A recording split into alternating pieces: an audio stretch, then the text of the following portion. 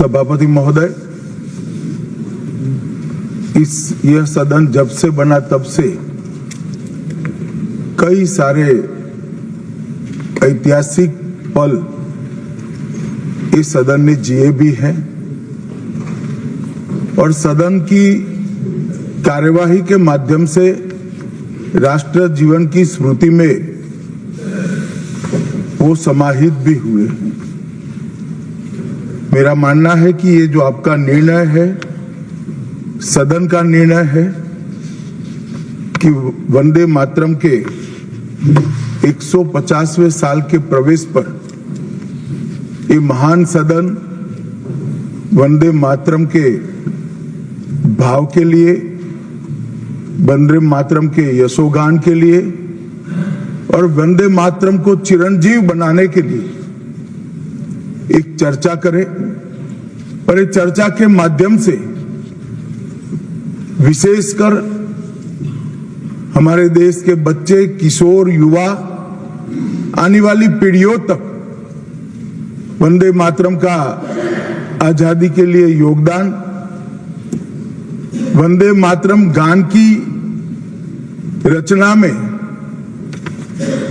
राष्ट्रभक्ति और राष्ट्र की संस्कृति के प्रति समर्पण का जो भाव है, उसका आने वाले महान भारत की रचना में योगदान, इसके संकल्प के साथ जुड़ाव, ये सभी चीजों से हमारी आने वाली पीढ़ियां भी युक्त हो।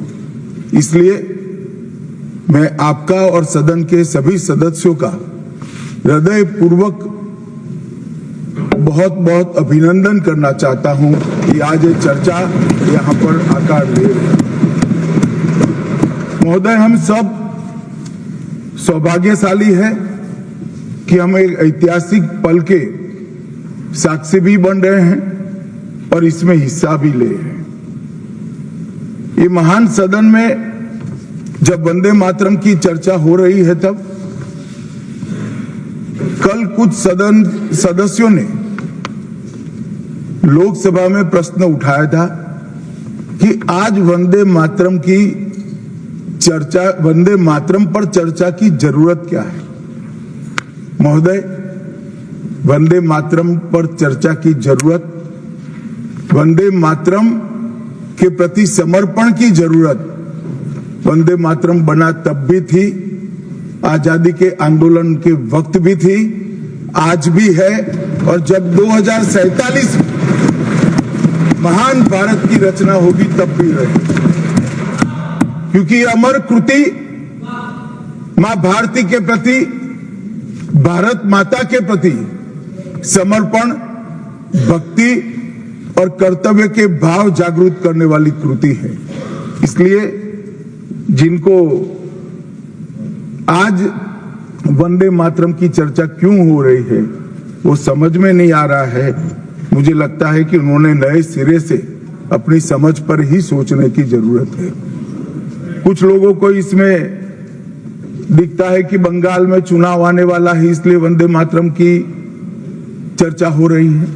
वो वंदे मातरम के महिमा मंडन को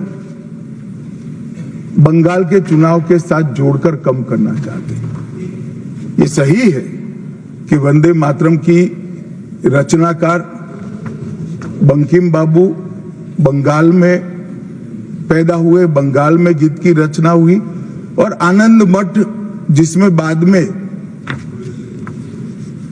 वंदे मातरम समाहित हुआ, उसकी पृष्ठभूमि भी की बंगाल थी।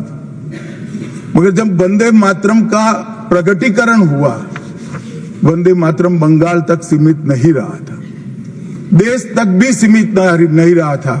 दुनिया भर में जहां पर आजादी के दीवाने थे वो गुप्त बैठक भी करते थे तो पहले वंदे मातरम का गान कर बैठक हुआ। और आज भी सरहद पर हमारा जवान जब अपना सर्वोच्च बलिदान देता है, ये आंतरिक सुरक्षा के लिए देश के पुलिस का जवान सर्वोच्च बलिदान देता है, तो जब वो अपने प्राण त्यागता है, इसके मुंह पर एक ही मंत्र होता है, वो वंदे मातरम।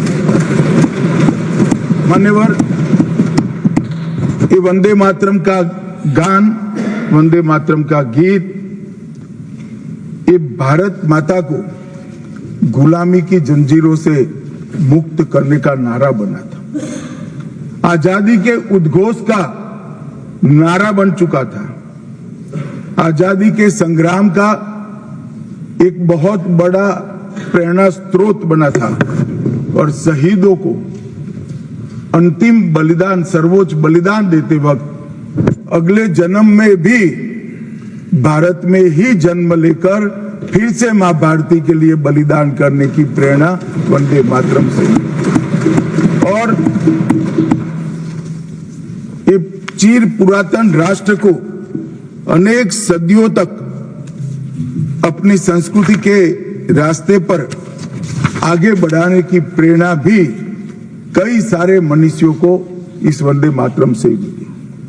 वंदे मातरम की दोनों सदनों में इस चर्चा से, वंदे मातरम के महिमा मंडन से, वंदे मातरम के गौरव गान से हमारे बच्चे, किशोर, युवा और आने वाली कई पीढ़ियां वंदे मातरम के महत्व को भी समझेगी और उसको राष्ट्र के पुनर्निर्माण का एक प्रकार से आधार भी बनाएगी। मान्यवर बंकिम चंद्र चट्टोपाध्याय जी ने 7 नवंबर 1875 को वंदे मातरम की रचना उनकी सार्वजनिक हुई।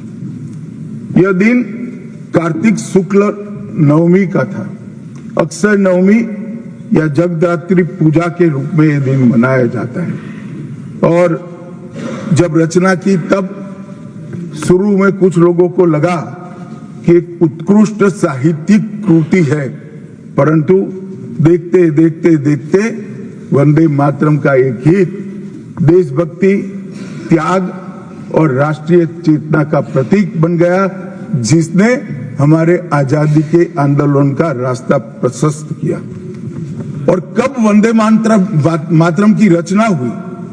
वंदे मातरम की रचना की पृष्ठभूमि हम सब ने जरूर याद करनी चाहिए। उसकी पृष्ठभूमि में सदियों तक इस्लामिक आक्रमण को झेल कर इस देश की संस्कृति और इस देश का इतिहास झंझोड़ने का काम, शीर्ण वीर्ण करने का काम हुआ था। उसके बाद अंग्रेजों ने अपने शासन के काल में, भारत के गुलामी के काल में एक नई सभ्यता, एक नई संस्कृति हमें थोपने का प्रयास किया था। और उस वक्त ये वंदे मातरम का रचना बंकिम बाबू ने की और वो रचना के अंदर बहुत बारीकी से जो हमारी मूल सभ्यता थी, हमारा सांस्कृतिक राष्ट्रवाद था, देश को माता के रूप में कल्पना कर कर देश की माता के रूप में जो कल्पना की, इसकी आराधना करने की हमारी परंपरा थी, उसको उन्होंने पुनः प्रस्तापित किया था। और इसीलिए ये गीत देखते देखते कोई प्रचार के बगैर, उस वक्त ना सोशल मीडिया था, ना प्रचार के कोई साधन थे, उल्टा जो सरकार थी वो तो उसको रोकना चाहती थी, प्रतिबंध लगाती थी। वंदे मातरम बोलने वालों पर कोड़े बरसाए जाते थे, जेल में डाल दिए जाते थे। फिर भी वो सारे प्रतिबंधों को पार कर कर हर एक व्यक्ति के मन को भी छुआ, आत्मा को भी छुआ और अनेक प्रताड़नाएं झेलते हुए भी वंदे मातरम कश्मीर से कन्याकुमारी तक फैल गया। मान्यवर, ये एक प्रकार से भारत के संस्कृति के प्रति श्रद्धा रखने वाले सभी लोगों को पुनः जागरण का मंत्र बन गया। गुलामी के कालखंड में कई मंदिर, विश्वविद्यालय, कला केंद्र, हमारी कृषि व्यवस्था है, हमारी शिक्षा व्यवस्था, कई सारी लाइब्रेरी अस्त व्यस्त हो गई, तोड़ दी गई, शीर्ण वीर्ण कर दी गई, मगर हमारी संस्कृति, उसके भाव को हमारे जनमानस से कोई नहीं मिला। मगर एक जरूरत थी। आप